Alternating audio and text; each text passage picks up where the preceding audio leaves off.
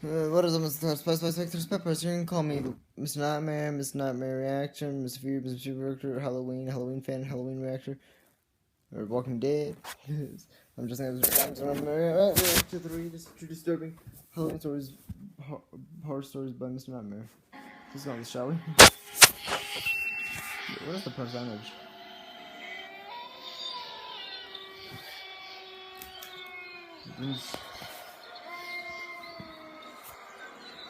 Here we go.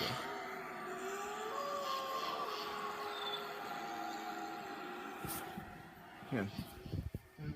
2016. My 3 friends and I, who for the purpose of this story will be named J, K, and L respectively, were trick-or-treating downtown. Downtown was always a mob scene on Halloween, only because the houses were so close together, meaning more candy for the amount walked. 10 o'clock was always the time things really started to die down, and by 10:30, we were really the only kids still out trick-or-treating. Only like 1 in 10 houses actually opened their doors this late, so we called it quits with the trick-or-treating and decided to just screw around. It was a Saturday night after. As we called it quits with the trick-or-treating, a lone person in a clown costume was walking really, really slowly from the black fog in the distance. This was a legit clown costume too. The makeup was crazy. From the slit-mouth smile to the blood-filled boils, it was a scary costume. The 4 of us. This is scary, man. The 4 of us laughed and screamed in reaction, but ultimately walked away. We went to a park that was nearby. Oh. To just goof around, make a mess with silly string and shaving cream and whatever. We weren't the first, however. Strands of silly string littered the playground, as well as shaving cream smudged on the walls of a bathroom building in the park to spell out obscenities. We all hung out on the playground, but Jay pointed out to the dark horizon, where 2 clowns were walking over to us. One of them the same clown from earlier. I didn't think it was possible, but the second clown was even more disturbing than the first. The first clown now seemed to be wielding some kind of long, spear-like object. They both approached us really, really slowly. The funniness of the situation quickly wore off as they got closer and closer. Then they started to charge us. We all ran in different directions. One of the situation clowns was chasing me. Just too well, but I did know how to get back to Elle's house. I ran all the way there. About halfway there, I lost the clown. I called Elle and told him I was in his backyard. He was out of breath, but he said he just lost one of the clowns and was on his way over now. I said I'd call Jay, and he said he'd call Kay. Luckily, Jay picked up on the first JK. He wasn't Is that Men in chased, Black reference? so he didn't sound as freaked out as Elle No did. joke. Men in Black. Will I told Smith. him Tommy Lee to meet Jones. us at Elle's house. 10 minutes later, all 4 of us were in Elle's backyard, gathering our thoughts and discussing what just went down. We had a good laugh about it now that it was over, as we ate some of the candies that we got. Kay went home, while me, Jay, and Elle hung out in the living room for a while. Lights off, TV on, playing some Xbox One party game. Jay looked out the window and then ducked, and told us to shh and turn off the TV. When we asked why, he said there was a clown out there. I didn't believe him, so I looked out the window. He screamed, "Don't," but it was too late. The clown standing outside of Elle's house looked right at me through the window. I shut the curtains and told Elle he wasn't lying. His parents weren't home, so going to his dad wasn't an option. Instead, we shut off the TV and went upstairs to Elle's bedroom. We looked out the window. The clown wasn't there anymore. Actually, we never saw either of the clowns again. But the next morning, Elle texted the 3 of us, saying he found a rubber clown nose on his backyard patio table. He said it was obviously placed there with intent to scare us, and mission accomplished because it worked. Luckily, that clown epidemic didn't last more than a month later. After that, it just became an old story.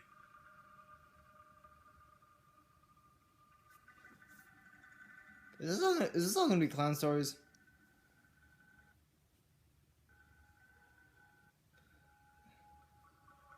It was a school night Halloween. My mom and dad took my 2 twin brothers out trick-or-treating. I didn't have plans, so my parents kind of forced me to answer the door and hand out candies while they were gone. Since we live in a cul-de-sac on a dead-end street, we get next to no trick-or-treaters on Halloween, so every time the doorbell rang, I kind of jumped. I was in the living room watching TV, with a bucket of candies next to me on a small table. Butterfingers, the one and only candy my mom always got on Halloween for some reason. The doorbell rang, so I took the orange bucket and brought it to the door and opened it. Let me guess, it wasn't trick or treat. There was someone in a scream mask and robe holding out a pillow sack. It didn't look like he got a lot of candy for the night. And given that the night was almost over and nobody was really coming to the house, and he was alone, which is always kind of sad, I gave him a bunch of candy. He walked away without saying thanks, which kind of made me feel bad, but it was honestly whatever. I stopped thinking about it as soon as I sat back down on the couch. The movie I was watching ended, so I started surfing the channels. During one of the brief moments of silence as the TV flipped from one channel to the other, I heard a thud and a bump come from downstairs near the back door. To better hear what it could have been, I turned the volume on the TV to the other down and went to the stairway. The back door racing as I started to feel sick inside. Down and went to the stairway. What? The back door was wide open. My heart started racing as I started to feel sick inside. I had forgotten to lock it when I went back there. The big question was if what I heard was the sound of the door opening or closing, and if someone was in the house. Naturally, I called down the stairway for my mom and dad, and then my twins' names. The silence from down in the dark den was creepy as hell. I was afraid to go down there. Unfortunately, there's no door to separate the main floor from the den stairway, so sitting in the living room suddenly didn't seem very comfortable. I kept the TV on, but muted. I just felt safer with the extra light it provided. It took a while for some reason, but it finally hit me to call my parents and ask them to come home. My mom said they'd be home within half an hour. I told my mom I was scared that someone was downstairs because I heard something. She assured me that there was nothing and it was just my imagination. I hung up the phone and immediately heard the sound of wood foundation cracking under one of the carpeted steps to the den. I froze on the couch. Literally, I couldn't move a muscle, not even a finger. Then there was another crack. As silently as I could, I half-crouched position. Literally, I couldn't move a muscle, not even a finger. Then there was another crack. As silently as I could, I sat up from the couch into a half-crouched position, tiptoeing to the front door. But as I passed the couch that blocked the view of the den stairway from the living room, I saw something on the stairway. It was a scream mask, leering up from the stairs at me, but in a way where he was obviously not trying to get caught. The angle at which I saw the mask and the dark lighting made the sight so much more disturbing. When he saw me, though, he went the other way, back into the darkness of the den. I locked myself in my room upstairs and called my mom again to tell her what happened. They cut their trip short and came home. Only when my parents got home did I feel safe to leave my room up. My dad and I checked the whole den, every closet, at home. There's no one. The moral of the story simply comes down to keeping your door. They cut their trip short and came home. Sorry, I missed part of it. Only when my parents got home did I feel safe to leave my room. My dad and I checked the whole den, every closet, every room. Luckily, there was no one. Alright. The moral of the story simply comes down to keeping your doors locked, because apparently this guy just helped himself through our back door.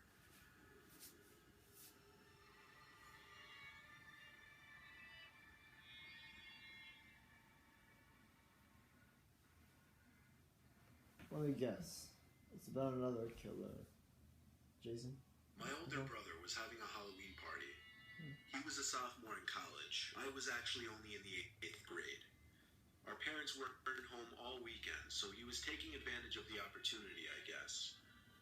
He made it abundantly clear he didn't want me in the house during the party, but fortunately I already made plans plans to go trick-or-treating with two of my friends. We Alright. all agreed it Good would for you. probably be our last year trick-or-treating, so we wanted to make it a good time. We started midday right after school, the prime time where most kids were out, most everyone answers their doors, and still had abundant supplies of candies. We each filled Oops, sorry. 2 bags of candy by dark, making stops at our houses in between to bring them home, of course. But we weren't done. We weren't satisfied yet. We needed another bag, of course. After eating dinner and resting at my friend's place for a while, we went back out with empty bags and flashlights. You'll find out why in a little bit. It was probably around 9 o'clock now. Getting candy was a bit slower by now since most buckets were empty and not everyone was answering their doors. An hour flew by because we were still having fun, though we didn't get much candy this time. By the time it was like 10:30 or 11, we stopped because it just seemed obnoxious to knock on people's doors this late. Everyone already went home because it was a Tuesday night, a work night and school night. But we already agreed we'd be skipping school the next day. We were all in the same homeroom and already knew nothing was going on at school tomorrow. So to us, the night was still young. So we went for a run to what locals called the Ghoul House. It was a house with some history. A couple got divorced after their child somehow died in the house, and then the wife moved out. A couple weeks later, the husband shot himself at the kitchen table. It's been fenced off ever since. Why the house hasn't been sold or torn down by now is beyond me. When we got there, we realized how scary the house was in the dark. It stood taller than the other houses, and it had a black fence surrounding the front yard, with overgrown bushes hugging it. The front gate was pretty easy to hop. The deviance of what we were doing just made it so much more thrilling. We walked around back just to be safe, hoping no neighbors would see us. The back windows were boarded up from the inside, and the back door had a table wedged up against it. Someone clearly tried really hard to keep people out, possibly a neighbor. Through teamwork, we were able to lift the table quietly from off the door and onto the grass. The door was missing a door to keep people out, possibly a neighbor. Through teamwork, we were able to lift the table quietly from off the door and onto the grass.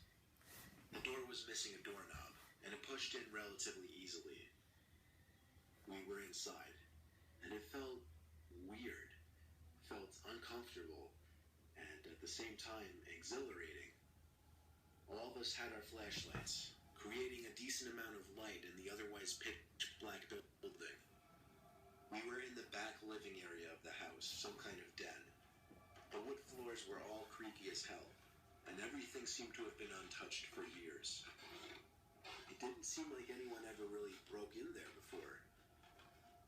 That room was clear of anything interesting, so we moved on to the kitchen.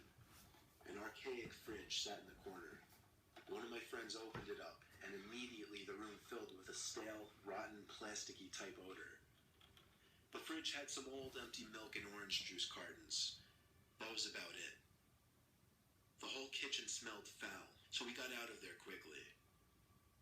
Next was the living room. And this room was just creepy. Whoa, The what? whole kitchen smelled. Next was the living room. And this room was just creepy. Something about it, I don't know, it just made you think that anytime you turned around, there'd be someone standing in one of the corners. One of my friends pointed his light up and said, "Look at that." There was a giant hole in the ceiling, which led right up to a room upstairs. As my other friend and I also shined our lights up there, there was a couple thumps from right above us. We all shut our lights. I got that horrible, painful feeling in my heart area from what I just heard. We all whispered very, very lightly that those were definitely footsteps. One friend whispered that horrible, painful feeling in my heart. We all whispered very, very lightly that those were definitely footsteps. One friend friend whispered we should go up there, see what it was. My other friend and I said absolutely no way and started tiptoeing to the back door.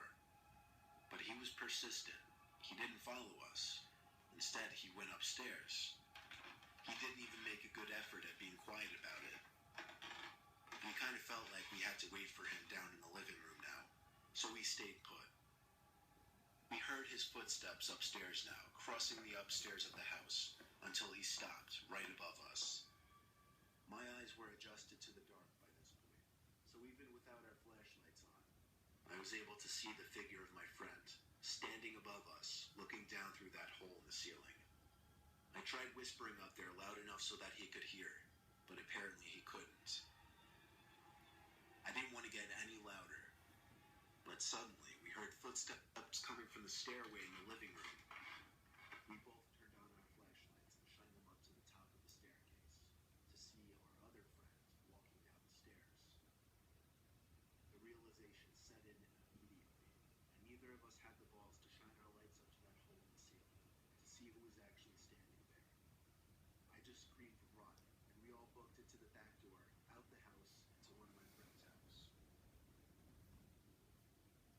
The friend who went upstairs said he smelled something foul up there, like a rotting carcass, and that he also heard breathing coming from one of the rooms.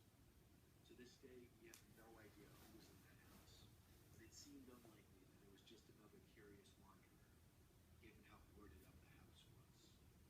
To say the least, we don't go there anymore.